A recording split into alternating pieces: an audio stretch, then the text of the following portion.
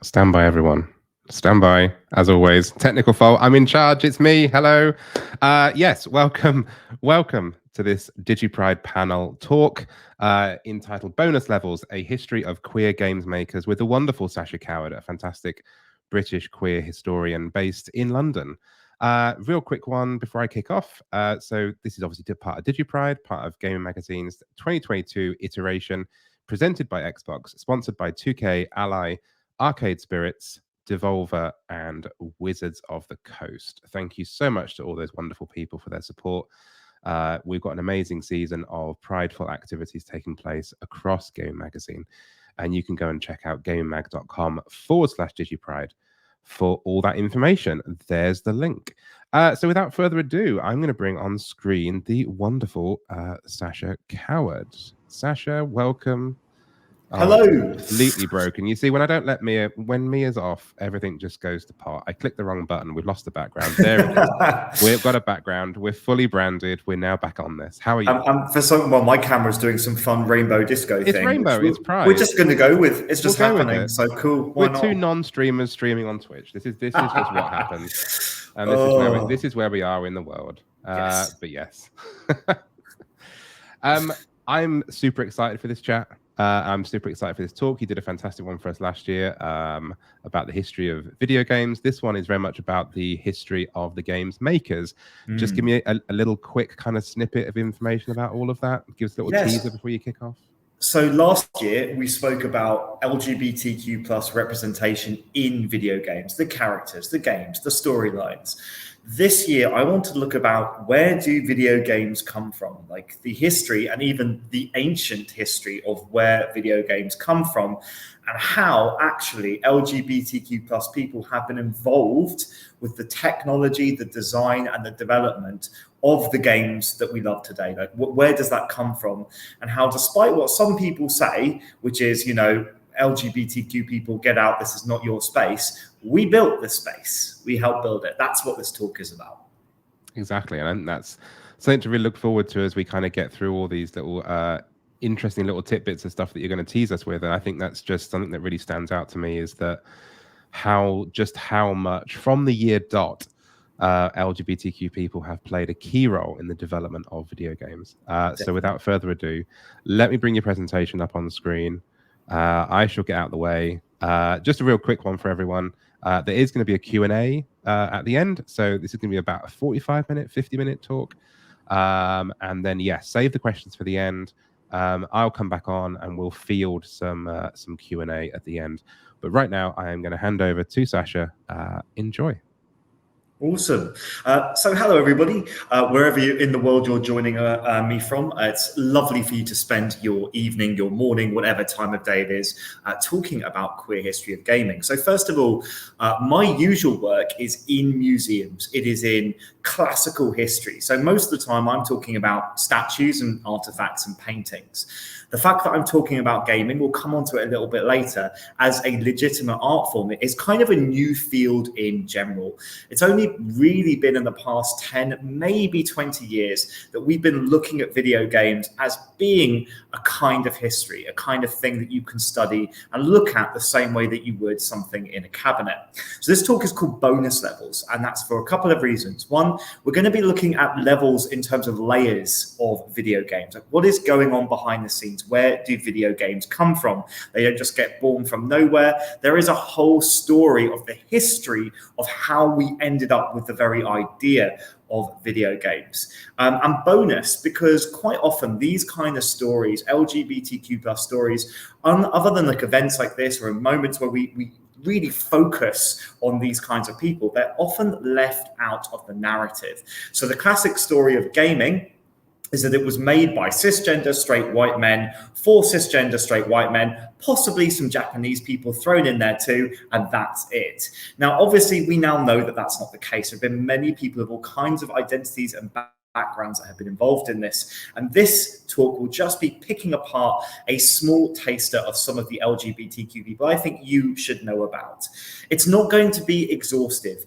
Honestly, we could be here forever. I may not mention your fave, and to be honest, I won't be talking so much about super modern creators, contemporary creators. You can probably think of loads of people working in gaming today. This is going a little bit further back than that. It's also worth saying that I'm going to use the word queer a hell of a lot. Now, I get why some people may not be comfortable with that word. When I grew up, the word queer was both an identity and an insult. But since the 60s and 70s, queer has been a political term used by a number of people who also define as lesbian, gay, bisexual, transgender, asexual, intersex, any number of those identities, basically to put us in this umbrella, this group, this political movement. If you don't like it, you can replace every time I say queer with LGBT+. Hopefully that helps. And I'm also going to say that not everybody I mention is fantastic. Not everyone is a hero. I'm going to be honest. Just because someone is part of our community, is an LGBTQ+ person, doesn't make them complex, and we'll pick apart that a little bit as we go. Now, I promise this is my only vanity slide. This is the slide where I talk about myself, but basically just to say who the hell I am and why I'm talking to you. So my name is Sacha Coward. My pronouns are he, him. I have been working in museums for probably about 15 years now. My background is in anthropology, and then I started to work in a number of different museums, from natural history museums to science museums, to art collections, to galleries, to the National Maritime Museum in London. You name it, I've probably done some work there at some point. At the moment, I do a number of different things. I'm an LGBT historian. I'm writing my first book about mythology. I am also a tour guide. That photo top middle is me dressed up as a Pokemon trainer. So this is for a tour of the British Museum in London based on video games. I also build escape rooms. So top left there is an escape room that I built, again, very much out of paper and card. That's why it looks so rubbish. But basically, I'm passionate about gaming. I've always been a gamer since I was a kid. I played video games, and I like to try to bring that into the work that I do in history. Even when it's in tours or experiences in museums, there's always an element of gaming in the stuff that I do. So that image in the middle there, that's a virtual tour that I put together for the Museum of London. Again, all about video games. So that's me. That's why I'm doing this talk, because I have a history side, I have a queer side, and I have a video game side, and this is kind of really pleasantly meshing them all together. So it's important to mention before we go any further that I imagine everyone listening here, you're probably already game nerds or you play video games, the vast majority of you. But just in case there's anyone who's ended up here and you're not entirely sure why we're looking at video games in such a serious manner, I want to just lay this down as a fact that video games are an art form. That's not an opinion, it is a fact. So just like music or theatre or paintings, video games are a form of art. Now, just like opera, like I don't particularly love opera, I don't get it. I wasn't raised with opera. If you put me in an opera performance, I probably won't know what's going on. Just because I personally don't like it doesn't mean opera isn't an art form. And that's the same with video games. For a long time, video games have been seen as like a pastime, possibly even a waste of time, a silly playtime, a game, nothing serious. But to create a video game and also to play a video game, you are involved in creating art. So the people that build games, they're building artworks. Think of the worlds that we play in. Think of the storylines, the narratives. Even a simple game like Snake or Flappy Bird takes an incredible amount of human creativity. And within those games, so this is an image of Minecraft, people create art by playing those games, even more so today. So this is a depiction of the Mona Lisa depicted pixel by pixel, block by block in Minecraft. Yes, with the ring from Lord of the Rings floating on the top right there. So we are treating it with the same respect as art and history because it is becoming a form of art and history. And video games are in museum collections. The British Museum has a collection of video games. They're aware of this too. Before we go any deeper, Also, let's talk about the significance of games, right? If you love games, you know personally, like I know that video games are important to me, but the impact they have on society. So briefly read a quote here from Jane McGonigal from her book, Reality is Broken. So she's a game designer and developer. Gamers have had enough of reality. They're abandoning it in droves, a few hours here, an entire weekend there, sometimes every spare minute of every day for stretches at a time in favor of simulated environments and online games. Maybe you are one of these gamers. If not, then you definitely know some of them. So yeah, people are playing games more and more. More people are playing games. The idea of the gamer nerd, while some of us are more into it than others, pretty much everyone I know is playing some kind of game today, and that's reflected in the statistics. So of the 700 million people worldwide playing online games, just online games, 54% are defined as men, was 46% defined as women. To my non-binary friends, I'm sorry, the stats did not measure for non-binary identities. But as you can see, it's not just men playing games. It's shifting more and more to be a very equitable world in terms of the people playing it, not necessarily for the experience of those people playing it. As a diverse audience playing games, it can still feel quite exclusionary.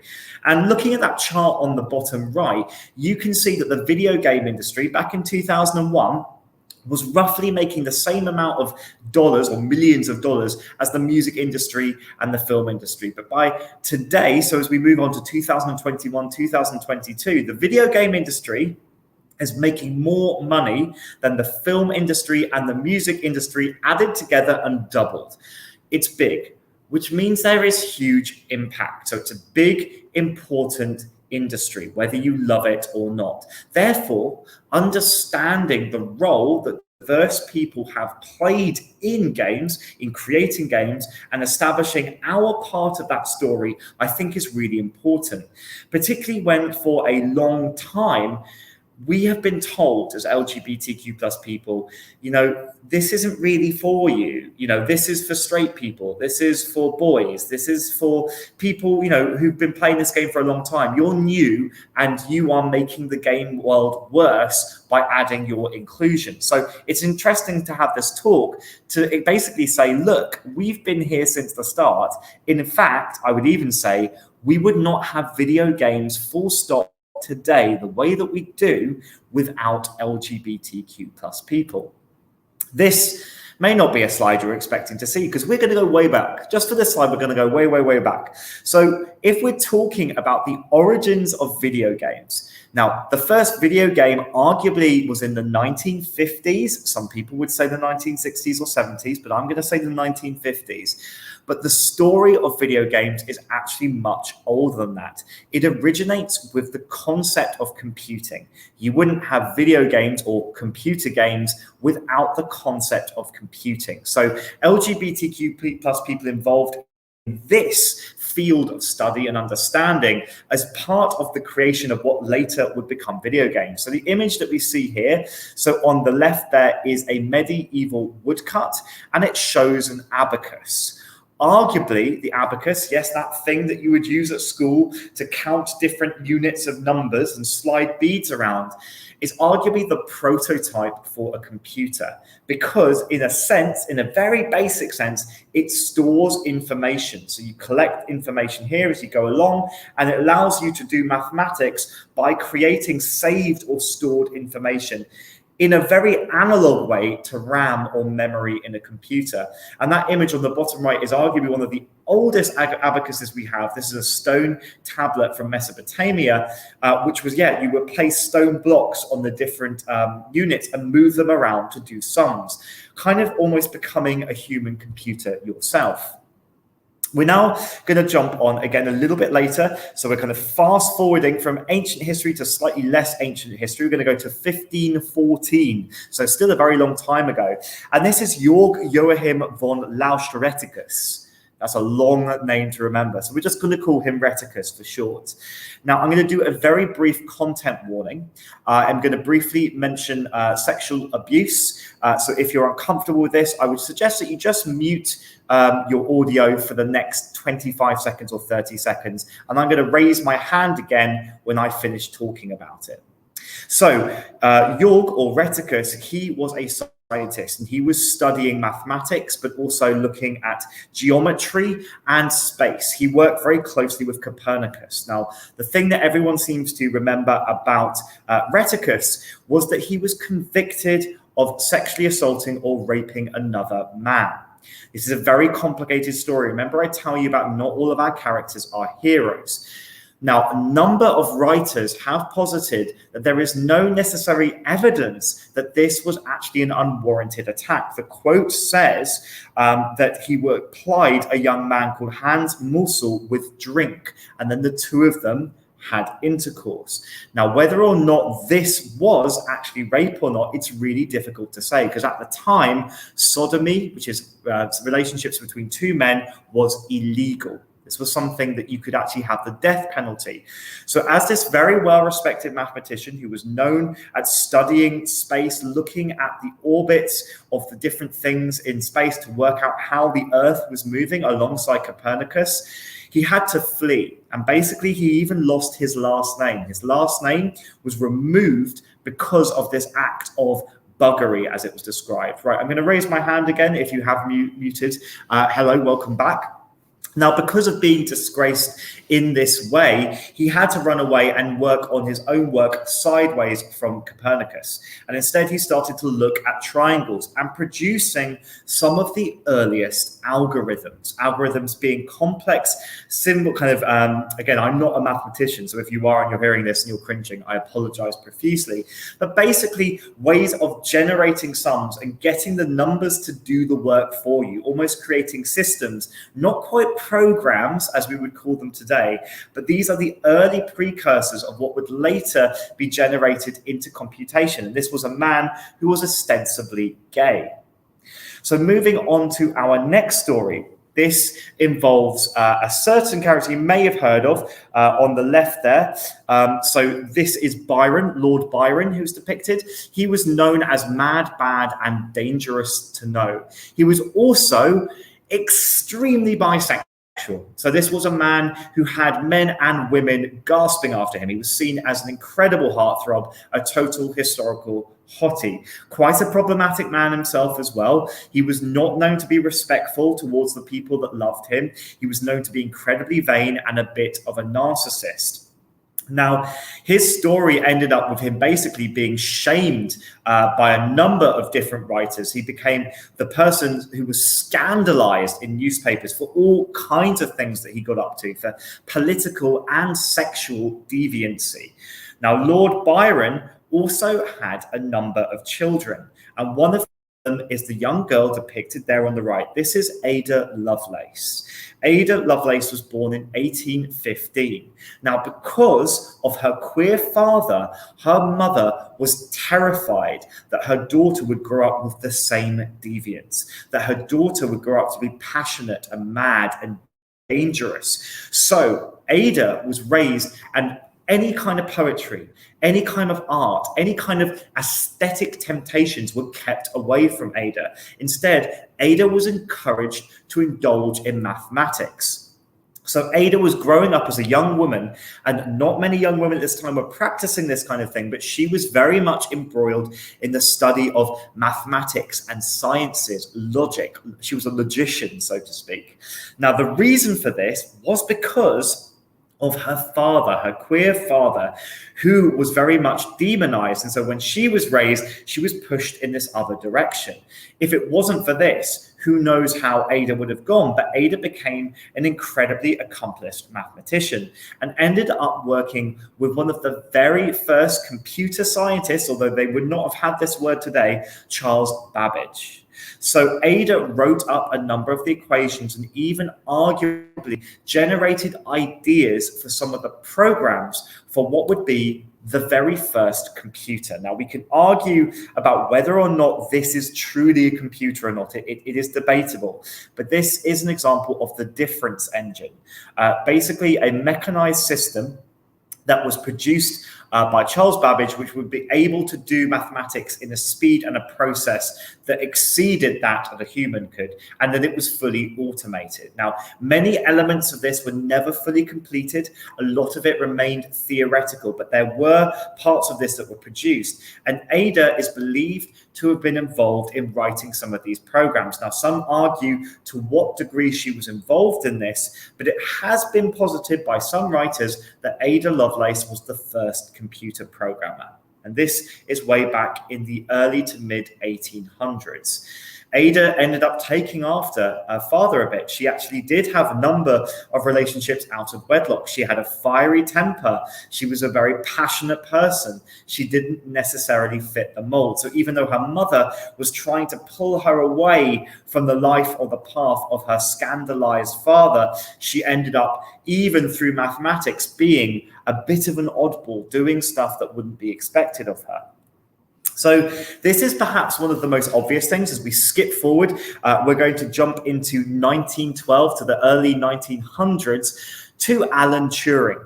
So Alan Turing is the most obvious person in this sense, and still he's worth talking about because he's got an incredible story, but you're probably expecting that he would come up here at some point. So yes, Alan Turing was an incredible mind, born in 1912, and he worked at Bletchley Park. So during the Second World War, there was a very secret group of people in Bletchley, all of whom were working to decode Nazi messages, particularly from the U-boats. And so the system that had been encoded through a system known as Enigma in Germany, the goal was to try to find out a way to decode Enigma. And one of the methods of doing this was through the creation of a computational device. This wasn't just created by Alan. It's worth saying that a number of Polish workers and scientists also worked on this. It was a group effort, but Alan was very much integral in creating the incredibly complex system here, which I won't go into great detail, which basically backwards engineered the decoding methodology that had happened for the German side in Enigma, so that messages could be read through Morse code, fed through in a little chit-like system by a number of workers, and then if it was correct, you would get the message coming out in German, which could then be translated into English. This is arguably the forefather of modern computing. There are a number of different fathers, and Alan is just one of them, but he is definitely incredibly important in this. As a fun little fact, Alan Turing didn't just work on the bomb. He was also incredibly closely involved with some things that you may know of today. So artificial intelligence. So Alan Turing wrote a lot about artificial intelligence, and it's a fun thing just to tell you. Remember Ada Lovelace? She also wrote about artificial intelligence before there were even computers.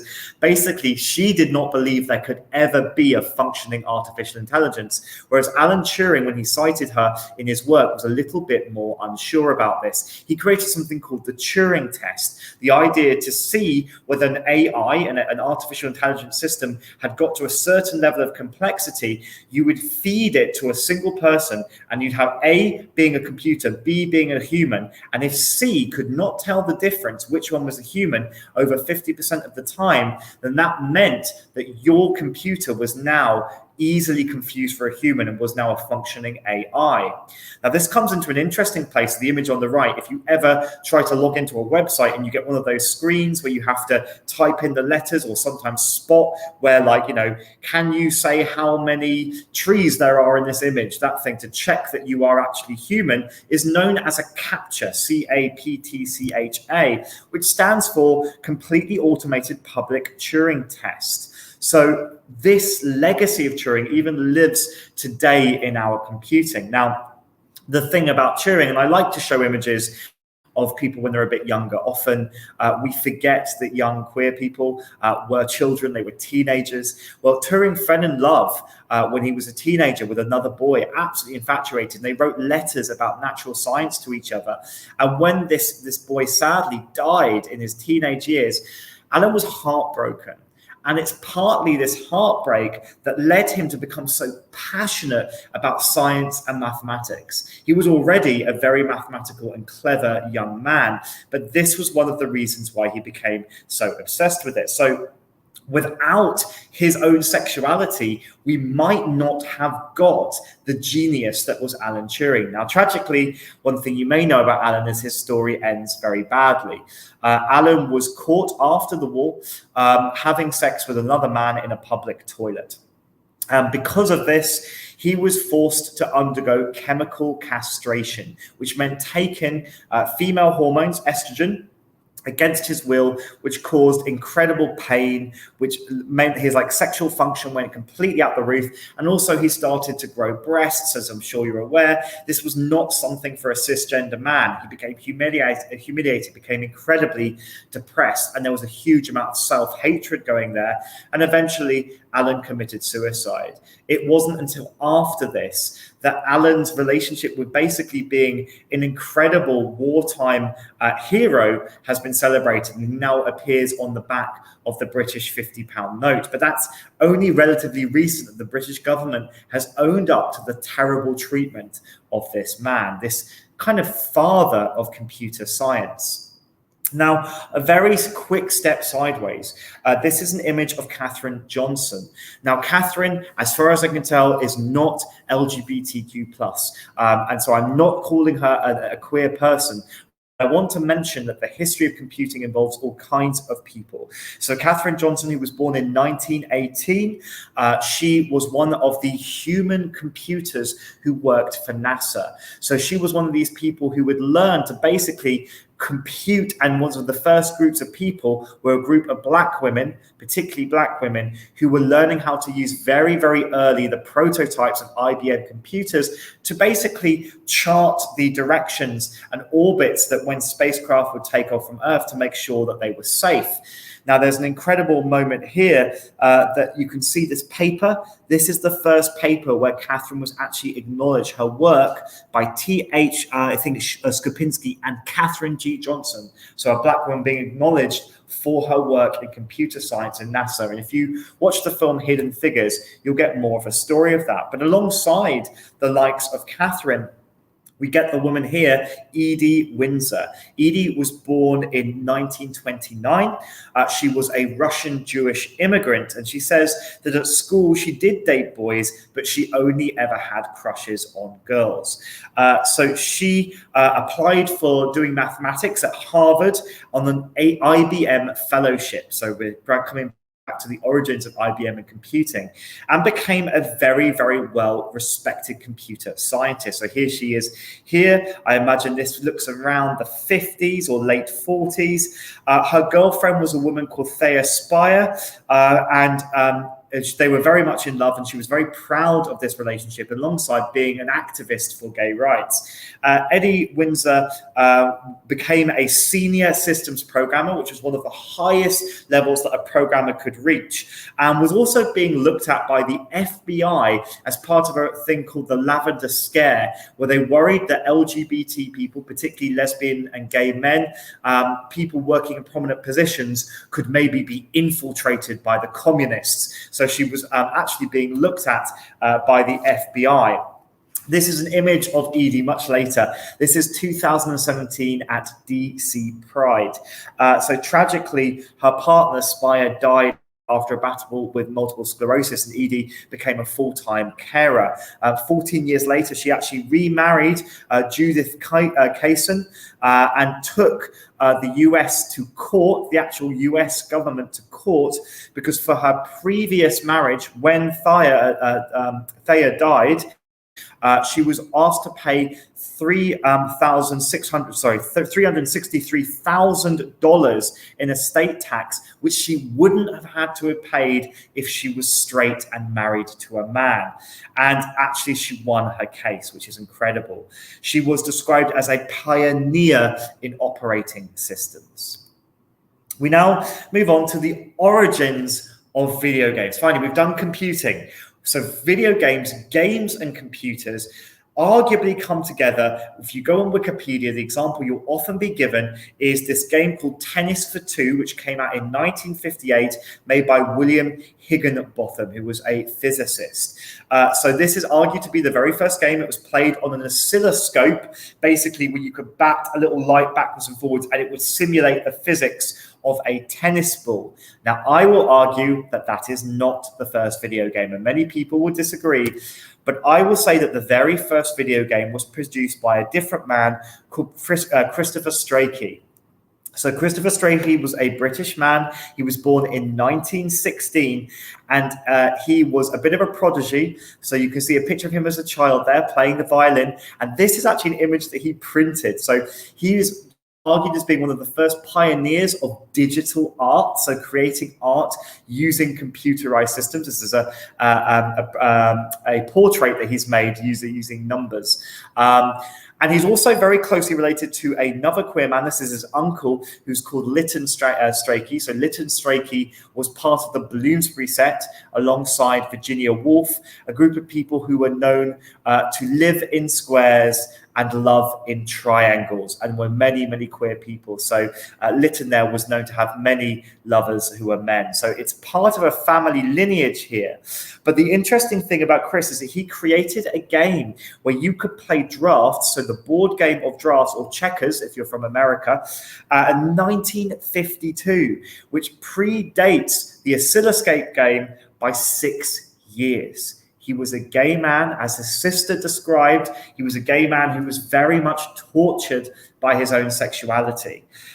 Chris also knew Alan Turing. The two knew of each other.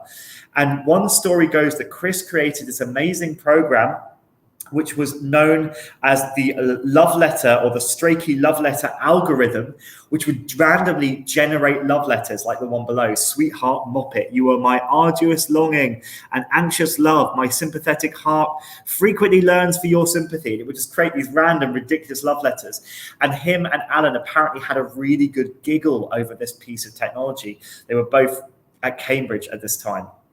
And so who knows what kind of relationship or what these two gay men spoke about, both of them pioneers in computing, and arguably Chris being the very first creator of a video game. We're now going to jump ahead a little bit further. So this is Danielle Berry. Danielle was born in 1949. Danielle is a trans woman. She died tragically in 1998, but she was a transgender woman, although for a lot of her life, she defined as a cis man. She transitioned a little bit later on in her life. But she was involved in creating this, which is a video game called Mule, which stands for Multiple Use Labor Elements. This was created in 1983. Many argued this was one of the most creative games that had ever been created. So this was created for the Atari, and it was set on a planet which was called Errata, Errata being Atari backwards.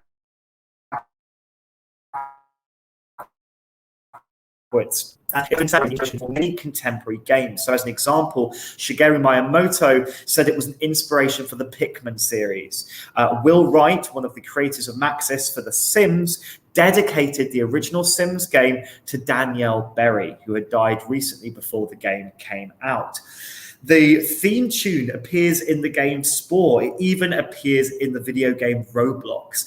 This was a game that not many people know about today, but had a huge inspiration. You basically had these animals that you traveled around and had to collect in space different resources. It was kind of like a strategy game with these mythical monsters, alien things, a bit like camels that could carry different things around with you. An incredibly powerful game. And what I love is just unintentionally the lettering happens to have the colors of the trans flag, which is pretty cool. Now, it is worth saying that Danielle transitioned in 1992, and in many ways she had some regrets relating to her transition. She was outspoken that she sometimes wished that she hadn't transitioned. Now, let's be clear here, there are many reasons why people detransition or feel uncomfortable with their transitions. And one of the things that Danielle said was it was the way she was treated as a trans woman. So this is not necessarily anything to do with her trans identity not being real or lived. She used she, her pronouns for the rest of her life, but possibly due to a backlash at the time when she transitioned. So it is a complex story. We're now going to move on briefly. This is an image in the top right of CM Ralph. CM Ralph, who uses they, them pronouns, although back when they produced the game that I'm going to mention, they probably would have defined as a cisgender lesbian. This is an identity that they have kind of grown into, this non-binary identity. But back in 1988, they worked on this game here called Caper in the Castro. Caper in the Castro is arguably the very first game produced by a queer person for a queer audience. It is set in the Castro district of San Francisco. It is an almost entirely LGBTQ plus cast. It follows the main character called Tracker McDyke, who is a lesbian who is trying to find out who has murdered her friend, who is a drag queen. You come across every single gay stereotype you could possibly imagine within this story. Now, the game was incredibly popular. Another thing that when this came out in the 80s, remember this was the height of the HIV crisis, CM encouraged any person that bought a copy to also donate towards HIV prevention. CM wrote in one interview, they're quite an elusive person, they're a difficult person to even find an image of, but CM wrote that they also felt that they wanted to release the game for a larger audience. So this game was taken by Hazer Software, who said that basically they loved the artistry, they loved the game, but they didn't think the LGBT content would sell, which is why the game Murder on Main Street, which was entirely heterosexual, where Tracker McDyke, that silhouette is the same, but is no longer a lesbian woman and is now a cisgender heterosexual man. And it's a very much more stereotypical film noir narrative. This was the one that was released to the general public and had a much larger uptake simply because the original game would have been far too shocking. So even though most people may have heard of Murder on Main Street, the original Caper on the Castro was a queer game produced for queer people to support queer people. Nowadays, CM has a website. You can find them online. They produce their own artworks. They're an ink artist. So I suggest you go and have a look. And if you want to play Caper in the Castro, you can find the digital LGBT archive, and you can actually play this game on your browser. Technology coming so far that you don't need to download anything. You can actually play it straight off your browser. But an incredibly important part of queer gaming history. So I'm going to talk here briefly about David Gader. So David Gader is from Canada. He was born in 1971 and kind of came into the games industry a little bit later on in his career. He's very much about narrative and storytelling, but was behind the creation of Baldur's Gate 2 and Star Wars Knights of the Republic. Now, it's worth saying that within Star Wars Knights of the Republic, which was released in 2003, we have the very first canonically queer Star Wars character. This is Juhani. Juhani is a lesbian in that if you choose a character as a woman to play, she may, if you earn her trust, romance you. But if you choose a man to play, then no, you will not have a relationship with Juhani. She is only attracted to women. She is coded as such. And we know this because we can see there, if you look closely, the DLG editor, someone has hacked into the code of the game to basically recode Juhani so that she will still romance you even if you choose a man as your character. Think how sinister that is, that straight heterosexual players have gone into this game and changed the gaming so that they could change a lesbian character to be straight, to basically, this is playing out that trope of, lesbians not really being lesbian because they've not met the right man yet. So it's a very sinister thing, even though it seems quite silly. And it's quite clear to me that we would not have this kind of representation if it wasn't for David. So David has had an incredible impact in some huge franchises, and subtly, very early on in the kind of story of representation in gaming, before everyone was giving it a go, this was something he was pushing forward. He's always been a little bit hesitant talking about his sexuality, but in response to one fan talking about how much Seeing a gay man in gaming was a huge inspiration to him as a gay man himself. He spoke, "I pondered just how I should answer this question or whether I should at all. Talking about myself as a gay man and how that relates to my work isn't something I tend to do. I think it raises the specter of the gay thing. If I talk about it too much, as if it were the only thing with which I'm concerned. To the person who sent this question, thank you for letting me know how affecting it was for you to have a game where you could be yourself. We make role-playing games, which means that the character you play doesn't have to be yourself. But I believe there's an element where having a game acknowledge that you exist can be validating in a way most people never consider. No doubt because they have no need for validation and thus no knowledge as to what the lack of it can do to someone. So even though there is slight discomfort there talking about his sexuality, which is very valid. No one has to perform their sexuality. No one has to be like a big game activist just because you're gay and work in gaming. But he is acknowledging there the importance of validation and the importance of what this can do for someone. So I think this is why having LGBTQ plus people in gaming is so important. So jumping on here, so we're now in 1992. If you have seen the Netflix TV series High Score, which came out a couple of years ago, you may have come across this. This is Ryan Best. So Ryan Best produced a video game called Gayblade back in 1992, which is basically a kind of form of video game activism. A little bit later than CM, but this again used kind of gay tropes and actually homophobia, turning it on this head. So in this game, you go out and you basically attack or you kill representations of homophobia from the time. So the final boss in this game is Pat Buchanan, an American guy, incredibly homophobic and pushing back against gay rights. Now, the story of this game is really interesting because it was actually lost during a move. All copies of the game were lost. And if you watch the Netflix documentary, you'll see that there is a desperate hunt to try and find what happened to Gayblade. Can we get the source code? Now, luckily, it was found in 2019 at the Schwartz Museum in Berlin. A video game was found in the Game Museum in Berlin, and the source code was taken and reworked, and we now have a full copy of the game. But again, people very early on working in the games industry to produce video games. We're going to do a bit of a speed run just to talk about today because we're kind of catching up today. There are many LGBTQ plus people working in gaming, and it would take forever for me to call all of them out. Maybe some of you are there. Maybe some of you are wanting to get into gaming yourselves. But just to worth mentioning, Dan Bernardo here. So Dan grew up as a black man in the slums of Brazil. He's also gay and founded Playtra Games and Pixel Game House, producing games like Grid Force, which are strategy and RPG games with a strong LGBTQ character lineup. So again, these are younger people coming into the industry and starting to shape the world that we are playing in. We have the likes of obviously Maddie Thorson. So they produced Celeste and also worked on Towerfall, incredibly popular mainstream games that are beloved by many people.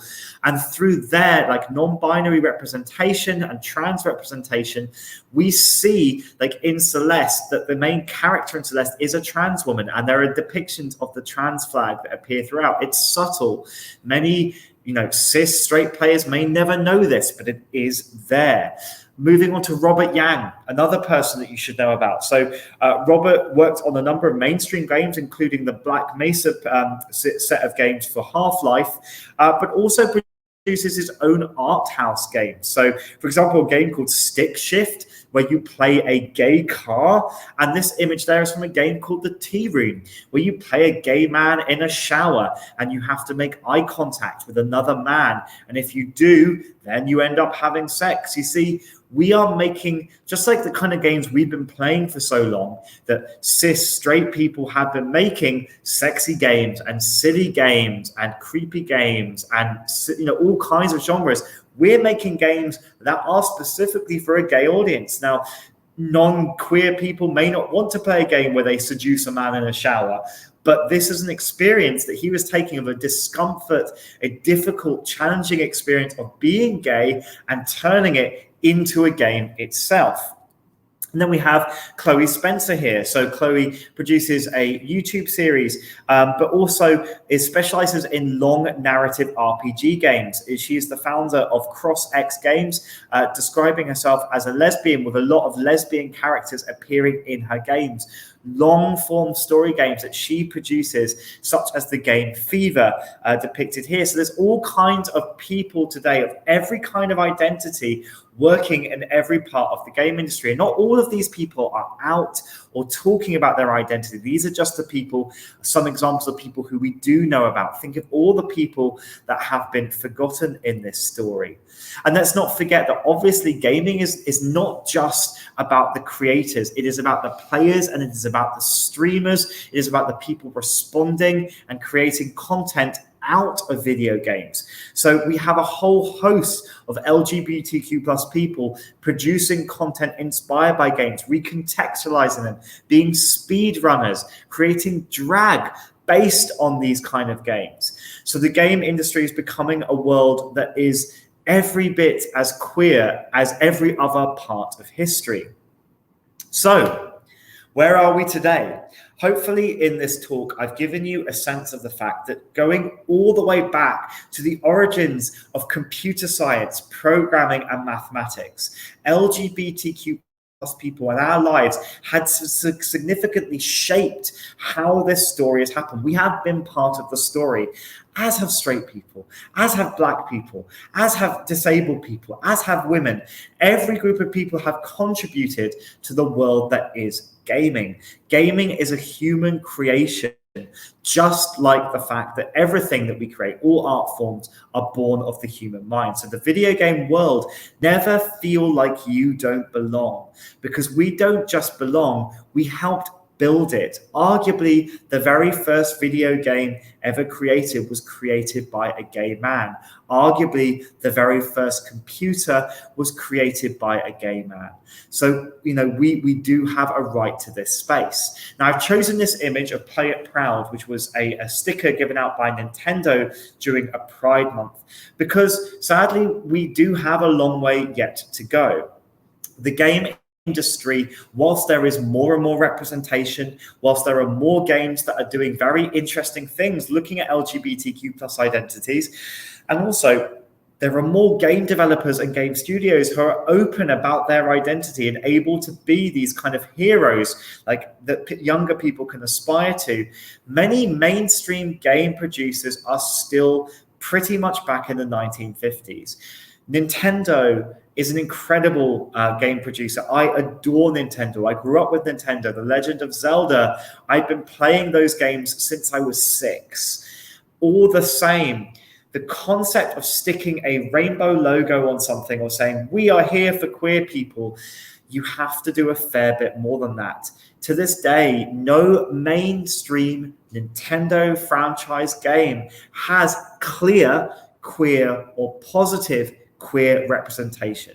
I'm not talking about stuff that's been retroactively changed or things that are hinted at or subtle little jokes or nasty jokes that appear in some games. I'm talking about mainstream representation.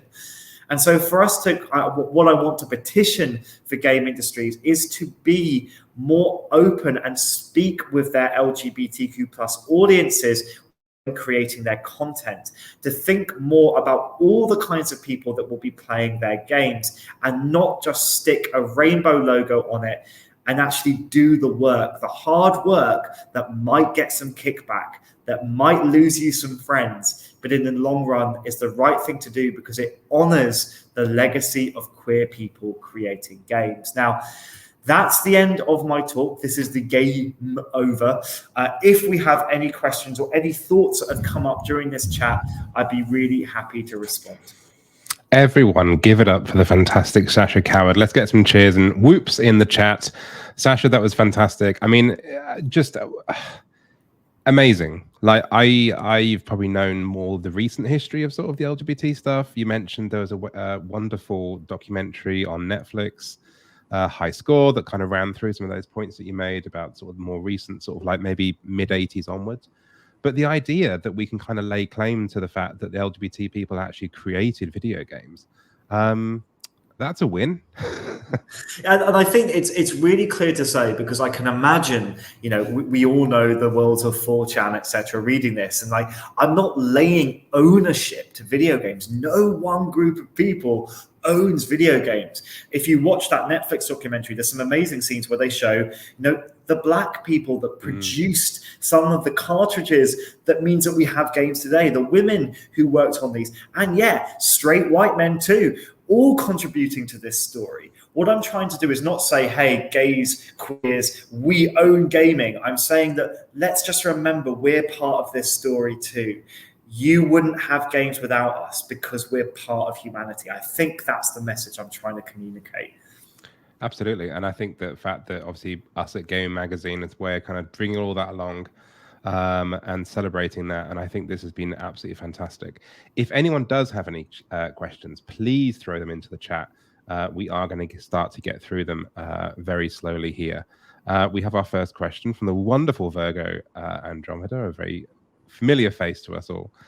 Do you have any more advice to encourage cishet folk in gaming to include LGBTQ plus representation in spaces they dominate? It's really easy to talk to LGBTQ plus people.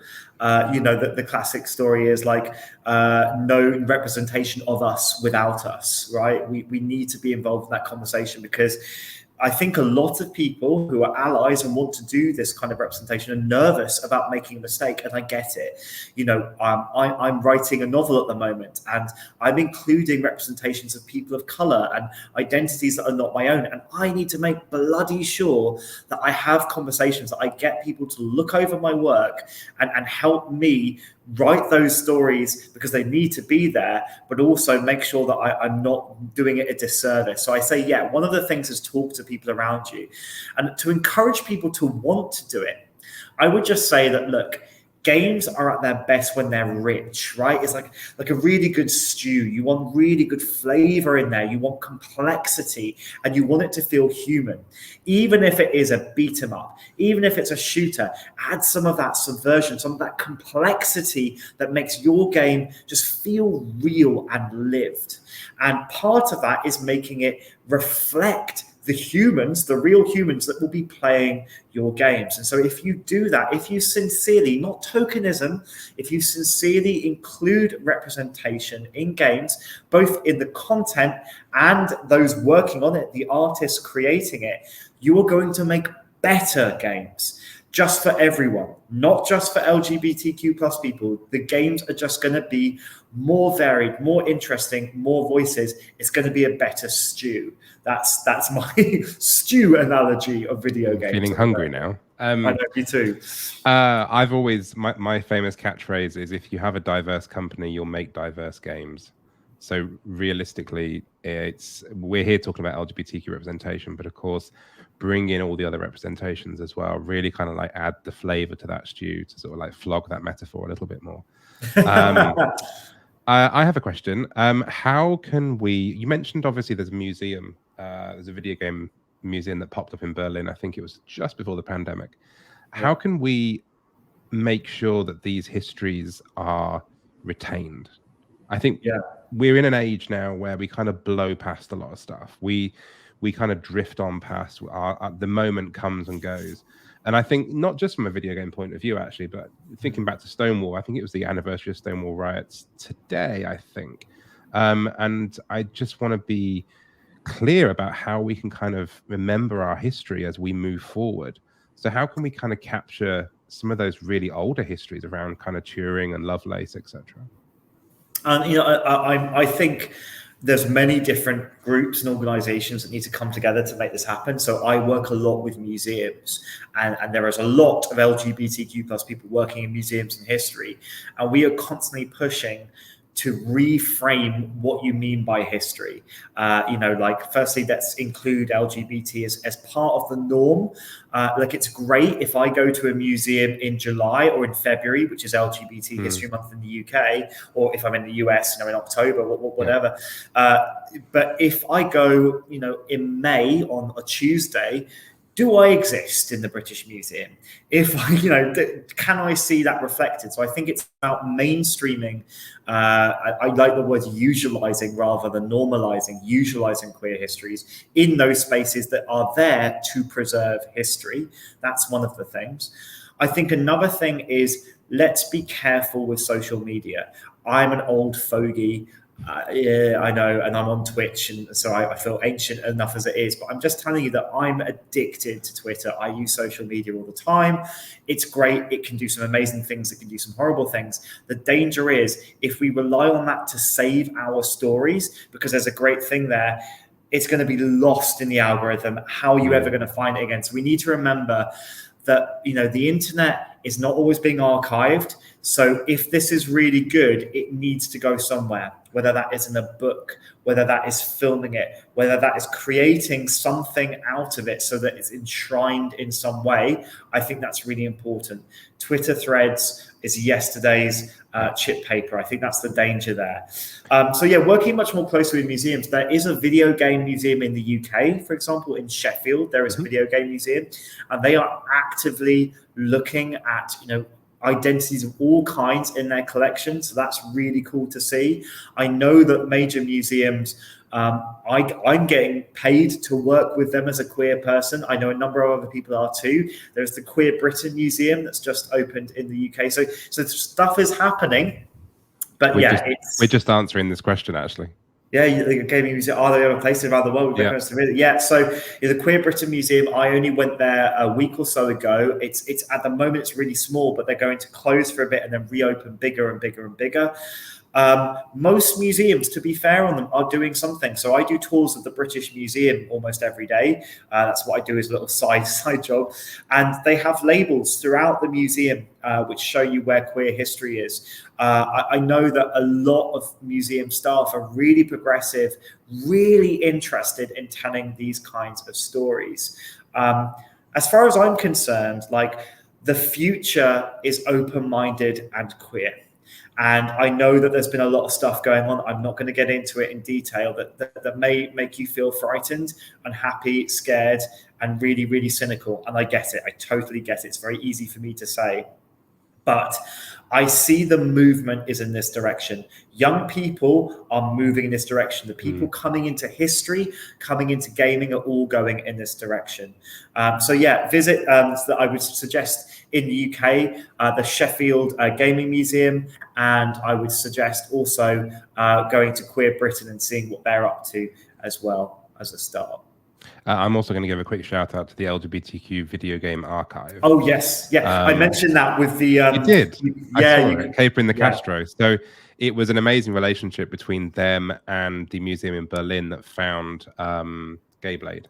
Oh, was it? I apologize. Yeah. I didn't No. It's fine. It kind of gets all. It was one of those things. I think they pulled it out right at the last minute. But So Adrienne, Shaw, did some fantastic work, and just seeing she literally did a whole study that kind of documented every it's amazing how you can kind of divide it up as well. So it's like mentions of LGBT people, representations of LGBT people, the filters you can put on. But she did a fantastic study that kind of started back at the year dot and then came up to I think it's tailed off of late, and I think the funding stopped. So I think that's kind of more recently where we got to. Classic story for museums. But you saw kind of almost like a what's the mathematical term for an upward curve? Someone in chat tell me. I know I'm being clever and I'm failing. I mean, like an algorithm? We're talking. It's a logarithmic curve. So it kind of gets to kind of like the late 90s, early 2000s, and it's kind of growing. And then in that kind of early 2008 to 10, it shoots up and it goes from representation in LGBT representation in games in the 80s to a year up to hundreds of thousands. And I think that's the onset of the indie games, and the ability through Unity, through other things, be able to tell those stories yourself in a much more authentic way. Yeah, I think if I've just thought of something, I guess my take home for the whole thing, and this is inclusive not just of LGBT people, this is of everyone. So if you're cis and het, listen to this as well. weird people, whatever you describe that, and whoever is seeing or using the word weird to describe you, weird people, oddballs, outsiders create incredible stuff. Yeah. And that's for everything. So that can be, obviously, all LGBTQ people have an understanding of that weirdness, but so do also a number of kind of cis het people. If you can turn that slightly different perspective into creativity, that's always good. And that's why you have diversity, because you have the uniqueness of voices, these sets of voices that create beautiful things. Yeah. And that's the best place. Little moment on the soapbox there. That's the best place to leave this talk. Yeah. Sacha, thank you so much. Give yourself a quick shout out. Where can people follow you on socials? So I'm on Twitter. I can't deal with the others, sorry, which is at Sacha, that's SACHA, downspace Coward. Warning, it is like a teenager's bedroom, my Twitter. So I shove everything that comes to my mind: gym selfies, political opinions, video games, cats. So I understand if you don't want that. Totally understand, but that's where you can easily find me. I also have a website, which is www.sachacoward. It helps to have a weird name. That's Coward spelled COWARD, like the Cowardly Lion. If you want to do any work or if you want to talk about research, find me there. Brilliant. This was a brilliant talk as part of our ongoing DigiPride celebration. DigiPride is running through to the end of August, and you can check out what we have coming up at gamemag.com/DigiPride. Sacha, thank you once again. Thank you, everyone in chat. This has been a fantastic hour. Mia is back. I think tomorrow, could be Thursday. Watch our socials. You'll find out. She's back this week with Let's Go Gaming, the usual fun and games, raising money for the It Gets Better project right here on Twitch. Have a fantastic day, evening, afternoon, night, wherever you are in the world, with love from gaming. And that's us done. Thank you so much. Bye-bye.